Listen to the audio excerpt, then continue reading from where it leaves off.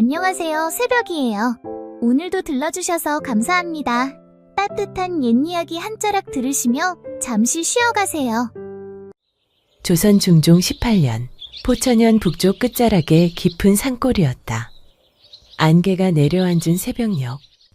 느티나무 아래에서 젊은 여인이 붉은 보자기에 쌓인 갓난아이를 안은 채 무릎을 꿇고 울고 있었다.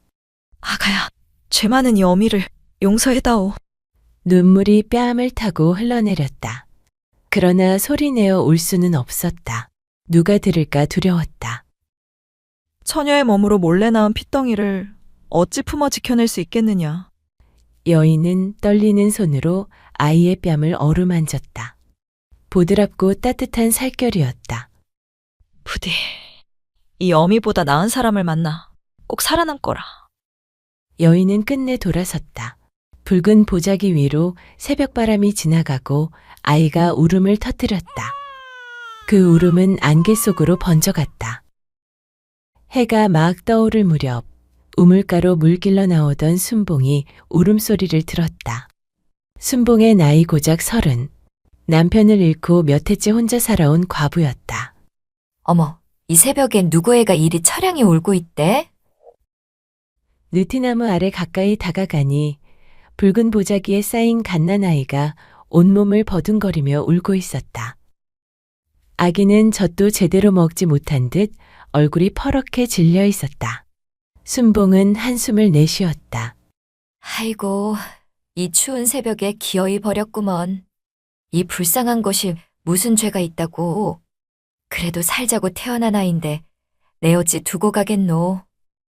그녀는 이미 아이 셋을 키우고 있었으나 망설이지 않았다.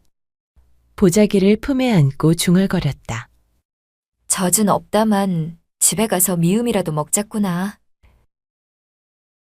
집에 돌아오자 아이들이 갓난아이를 보고 놀란 눈으로 외쳤다. 어머니, 웬 애기예요? 설마 기르시려고 데리고 온 거 아니죠? 우리도 배고른 판국에 애를 또? 순봉은 담담히 말했다. 느티나무 아래 버려져 있더구나. 애비도 없고 어미도 버리고 간 불쌍한 아이여. 큰아들이 말했다. 어머니도 참, 우리도 입에 풀칠하기 어렵구만. 어디서 굴러온 애를 또 거둔다고 그러셔요. 둘째도 덧붙였다. 이 아이 버려진 이유가 있겠죠. 괜히 데려다 키우다 재수까지 달아나면 어쩌려고요? 셋째는 입을 삐죽이며 투덜거렸다. 난 절대 내 밥 안 줄 거야. 그러나 순봉은 아이를 꼭 안은 채 단호히 말했다. 사람이 태어났으면 살려야지. 이제 식구니까 굶더라도 같이 굶는 게 옳다. 순봉은 아기의 얼굴을 바라보며 말했다. 이름은 현덕이라 하자. 덕으로 살아가라는 뜻으로 말이다. 아이들은 여전히 불만을 품고 있었지만 순봉의 말 앞에 억지로 입을 다물었다. 그렇게 버려진 아이는 순봉의 딸이 되었다. 세월이 흘러 현덕은 어느덧 10살이 되었다. 글자는 몰랐으나 눈은 총명했고 사람 속을 읽을 줄 아는 아이였다.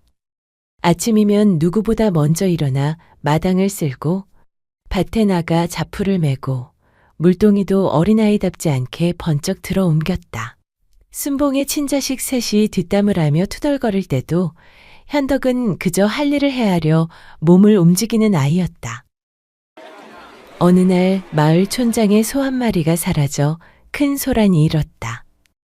그러던 찰나 전날 밤 소우리 근처를 배회했던 가난한 총각 하나가 도둑으로 몰려 관아에 끌려갈 위기에 처했다. 그때 어린 현덕이 나섰다. 이분이 훔친 것이 아니옵니다. 사람들이 비웃었으나 현덕은 뒤둘타리 흙을 가리키며 말했다. 소가 제 발로 미끄러져 내려간 자리입니다. 발끝마다 빗물이 괴어 있는 걸 보아하니 어젯밤 비에 빠져 생긴 흔적입니다. 그리고 사람 발자국은 아무리 찾아도 없습니다. 아마 뒷산으로 넘어간 듯합니다. 사람들이 산으로 올라가 보니 정말로 소가 풀을 뜯고 있었다. 그제야 억울함을 풀게 된 총각은 땅에 두 손 짚고 큰절을 올렸다. 그 일은 순식간에 마을에 퍼졌고 사람들은 하나둘 수군거리기 시작했다. 얼마 지나지 않아 또 한 번 일이 벌어졌다. 순봉의 큰아들이 품앗이 삭슬 때이고도 말도 못하고 돌아왔을 때 현덕이 기어코 영감댁 대문 앞에 나서서 말했다. 영감님, 오라버니의 품삯을 받으러 왔습니다. 설마 마을에서 인자하시기로 소문난 영감님께서 일부러 색을 떼셨을 리는 없겠지요? 분명 여러 일에 바쁘시다 보니 그만 잊으신 것이겠지요? 그 말을 들은 영감은 순간 얼굴이 붉어지고 주변 사람들 시선이 몰리는 걸 느끼자 부랴부랴 품돈을 꺼내어 내주었다. 순봉은 품삯을 내미는 작은 손을 꼭 잡고 현덕의 머리를 안쓰럽게 쓸어 올렸다. 아이고, 우리 현덕이 어른도 못한 일을 네가 해냈구나.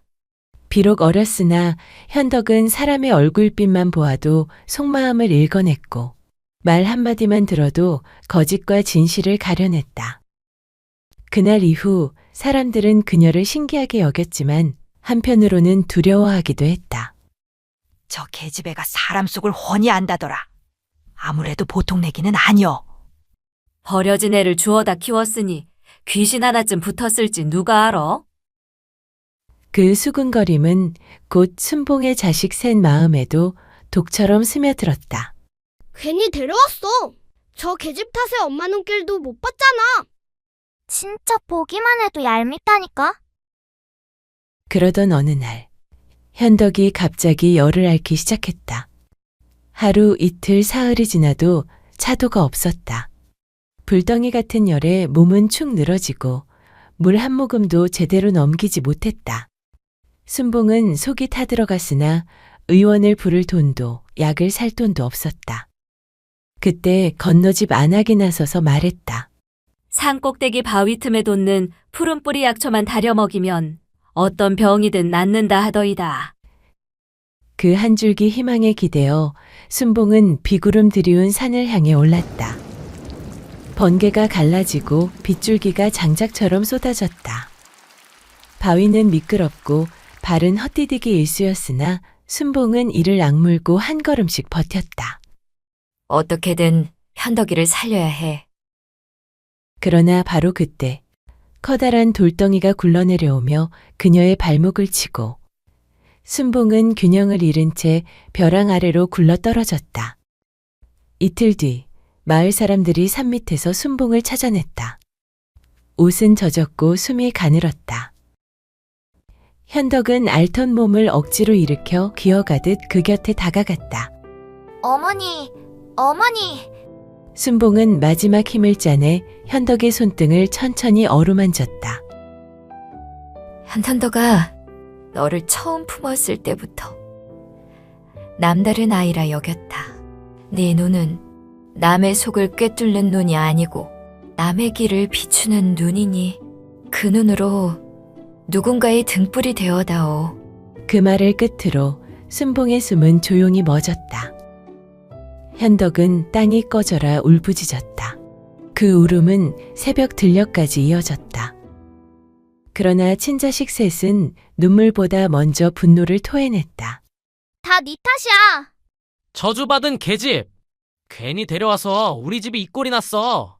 큰아들은 뗄나무를 들고 현덕을 밀쳐 넘어뜨렸고 둘째는 거친 욕을 쏟아냈다. 어미가 산에서 죽은 것도 다 너 때문이야. 네가 재수 없어서 그런 거라고. 막내는 더는 참지 못하고 날선 꼬챙이를 움켜쥐었다. 너 때문에 우리 집이 망했어. 가만두지 않을 거야, 절대로. 휘둘러진 꼬챙이는 현덕의 왼쪽 눈을 깊게 파고들었다. 선열이 얼굴을 타고 흘렀고 현덕은 비명조차 삼킨 채 바닥으로 쓰러졌다. 그날로 현덕은 비에 젖은 개처럼 집 밖으로 쫓겨났다. 왼쪽 눈에서는 피가 멎지 않았고 세상은 검붉게 번져 보였다. 순봉이 죽고 난 뒤 현덕이 머물 자리는 마을 어디에도 남아있지 않았다. 과부의 양녀였던 그 아이를 받아줄 집은 없었다. 그리하여 현덕은 한쪽 눈을 잃은 채 떠돌이가 되었다. 현덕은 마을에서 쫓겨난 뒤 이고울 저고울을 떠돌며 품을 팔았다.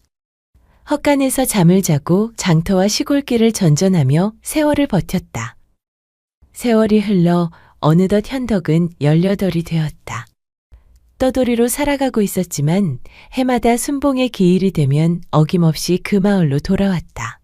어머니가 처음 자신을 품어준 자리, 느티나무 아래였다. 사흘을 걸어 도착한 그곳에서 초라한 차림의 현덕은 조용히 중얼거렸다. 어머니, 현덕이 왔습니다. 그 자리에 한참을 앉아 있었다. 바람은 뜨겁고 매미 소리는 끝없이 울어댔다. 그때였다. 멀리서 낮게 끊어지는 신음음 소리가 들려왔다. 소리가 나는 쪽으로 다가가니 길가 비탈에 한 중년의 사내가 쓰러져 있었다. 얼굴은 창백했고 땀방울이 식어 있었다. 어르신, 들리십니까? 몸을 살피던 현덕은 다리에서 2개의 구멍을 발견했다. 독사에 물리신 거야. 현덕은 치맛자락을 찢어 상처 위를 묶고 입을 가져다 대어 독을 빨아내기 시작했다. 입안이 얼얼해졌으나 멈추지 않았다. 독을 뱉고 다시 빨고 또 뱉었다. 그리고 근처에서 질경이잠을 뜯어 씹어 상처에 붙였다. 그렇게 1시경쯤 지났을 때 사내가 희미하게 눈을 떴다. 여긴 어디요? 이제 정신이 좀 드십니까? 느티나무 아래입니다. 어르신께서 뱀에 물리셨어요. 사내는 자기 다리를 내려다보았다. 다리가 천으로 감겨 있었다. 내가 뱀에... 예, 독을 빼냈습니다. 이제 괜찮으실 거예요. 사내는 자신을 구한 사람이 아직 어린 여인이라는 사실에 놀란 눈빛을 보였다. 아가씨가 나를 살렸단 말이오? 그냥 지나칠 수가 없었습니다. 독을 빨아냈소? 예, 사내는 믿기지 않는다는 표정을 지었다. 뱀독을 입으로 빨다니. 자칫 잘못하면 아가씨도 위험했을 텐데. 입안에 상처가 없었으니 괜찮습니다.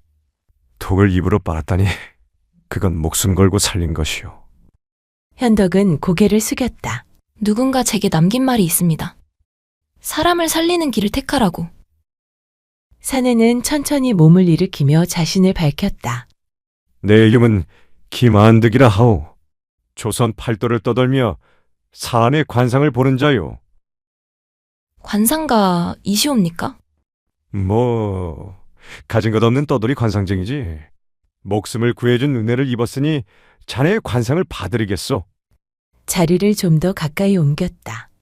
그리고 얼어붙은 듯한 표정으로 그 얼굴을 뚫어져라 바라보았다. 아니, 이상은... 무엇이 보이십니까?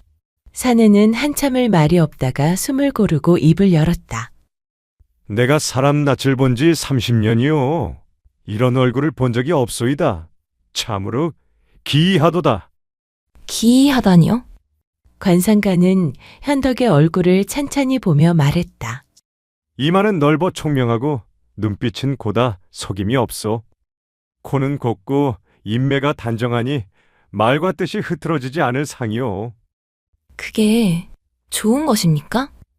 좋소. 매우 좋소. 그런데 김한득은 말을 멈췄다. 그런데요? 상은 훌륭하나 팔자가 귀하지 않소. 현덕은 쓸쓸히 웃었다. 그건 저도 압니다. 떠돌이로 살고 있으니까요. 아니요. 내 말은 그게 아니요. 관상가는 진지한 표정으로 말했다. 자기 팔자가 귀한 것이 아니라 남의 팔자를 귀하게 만드는 상이요. 그게 무슨 뜻입니까? 팔자라 함은 명궁의 기운을 말하오. 그대는 귀문은 약하나 덕문이 강하오.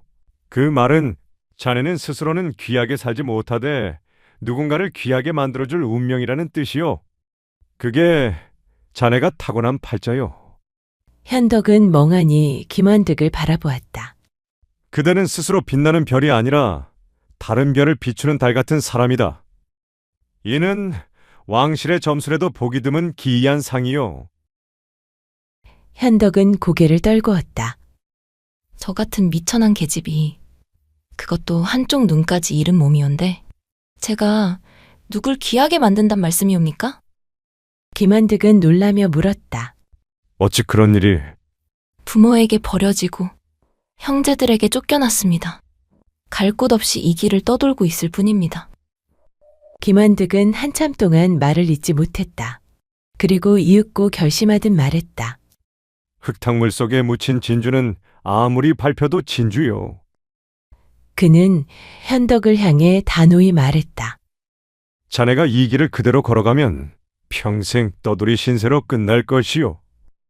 허나 나를 따라오면 자네가 누군가의 운명을 바꾸게 될 것이고 그 인연이 자네 팔자도 함께 바꿔놓을 것이요. 자, 선택은 자네 몫이요. 현덕은 흐릿해진 눈으로 사내를 바라보았다. 잠시 망설였지만 그의 눈빛엔 거짓이 없었다. 알겠습니다.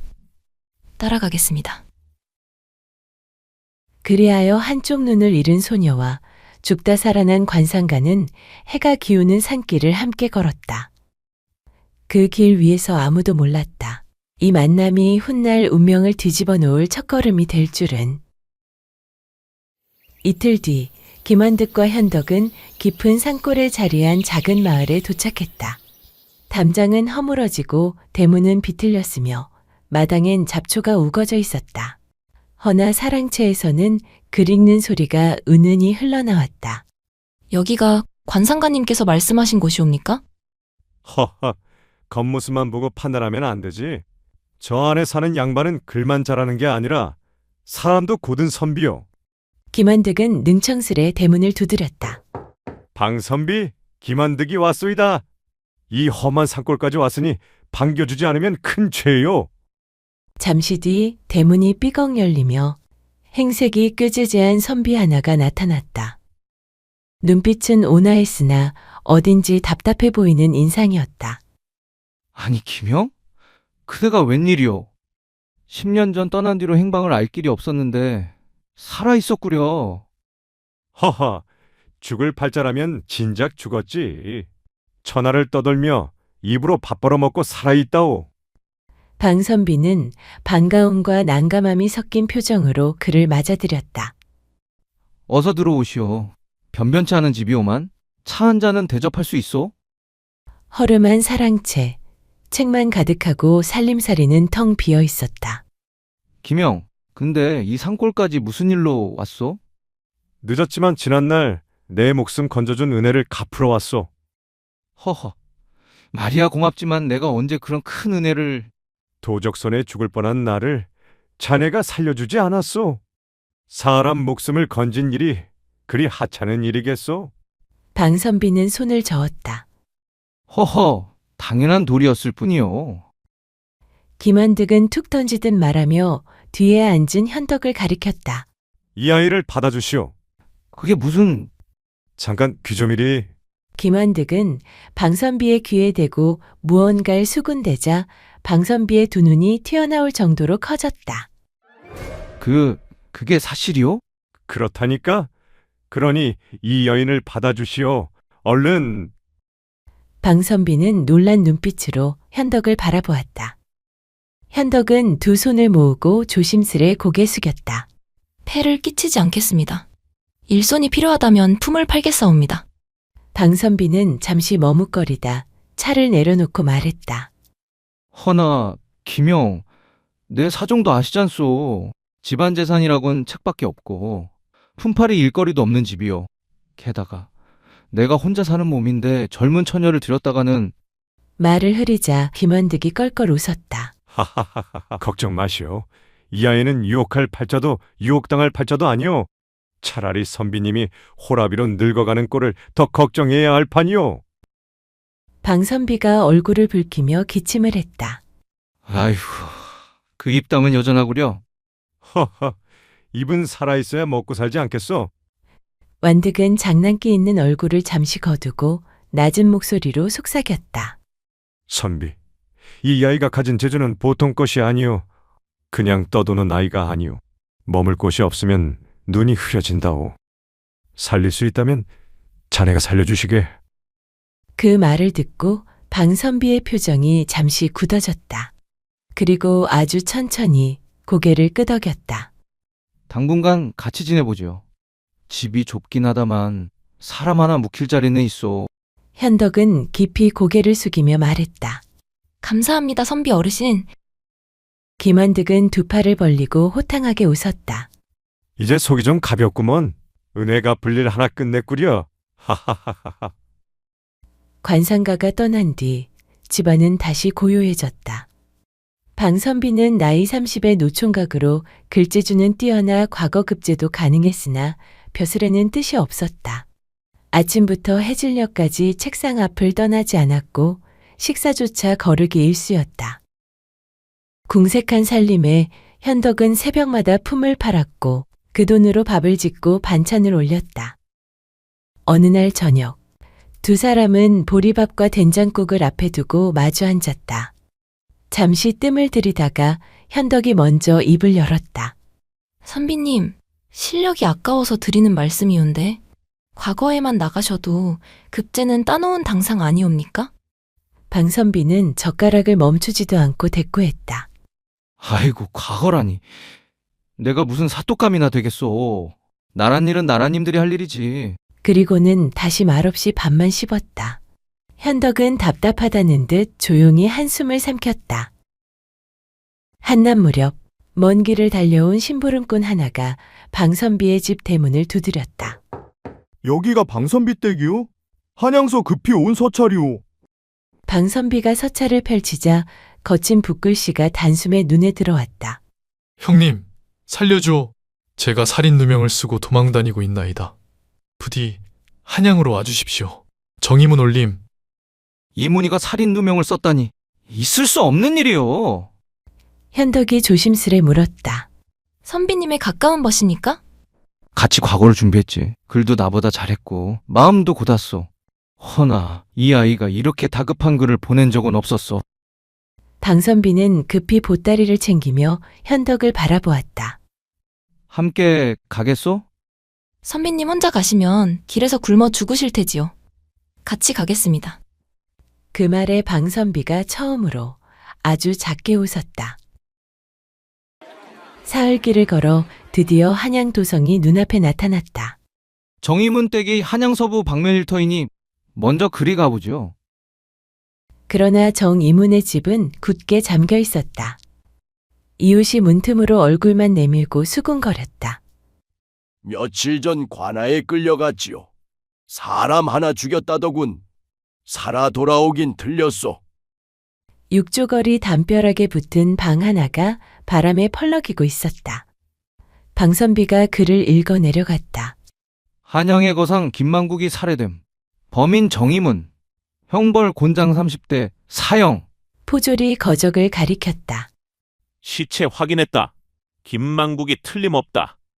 그때 현덕의 눈이 시체가 덮인 거적 쪽으로 멎었다. 잠깐만요. 거적을 조금만 열어주십시오. 사또가 눈을 흘겼다. 누군데 감히 관아일에 입을 여느냐? 방선비가 한 발 나섰다. 사또님, 눈으로만 확인하겠습니다. 거적 끝이 젖혀지고 현덕이 낮게 말했다.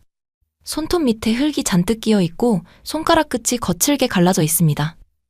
이 손은 글 쓰던 손이 아니라 거칠게 일하던 손이옵니다. 사또가 소리쳤다. 무엄하다. 네 년이 무엇을 안다고? 방선비가 말을 이었다. 비단도포는 몸보다 한치는 크고 팔 길이도 맞지 않습니다. 시신의 체구가 지나치게 왜소합니다.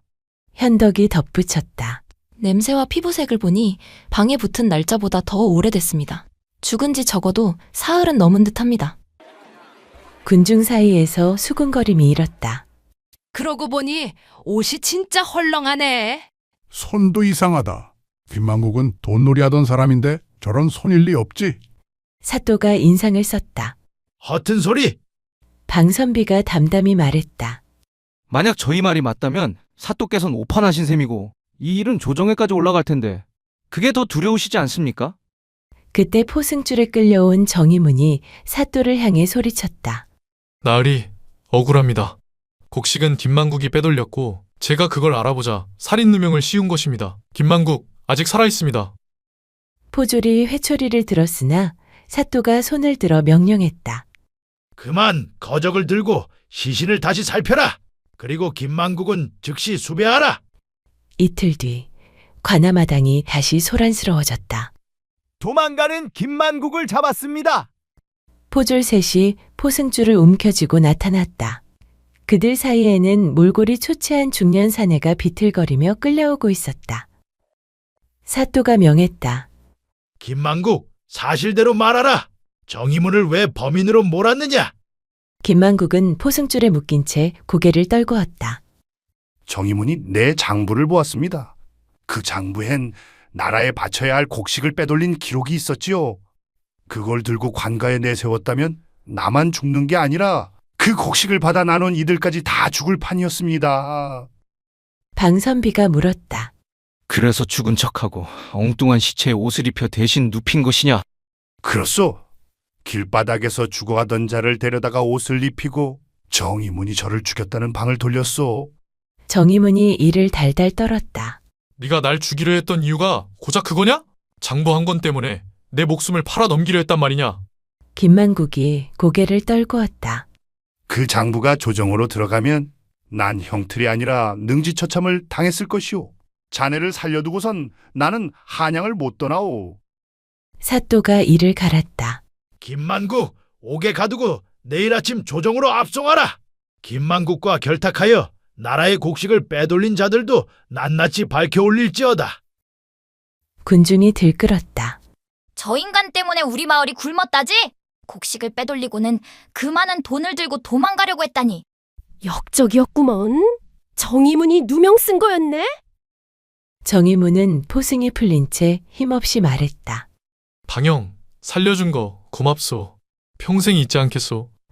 에이, 우리 사이에 무슨 고맙네가 다 있나? 안 죽었으면 됐지.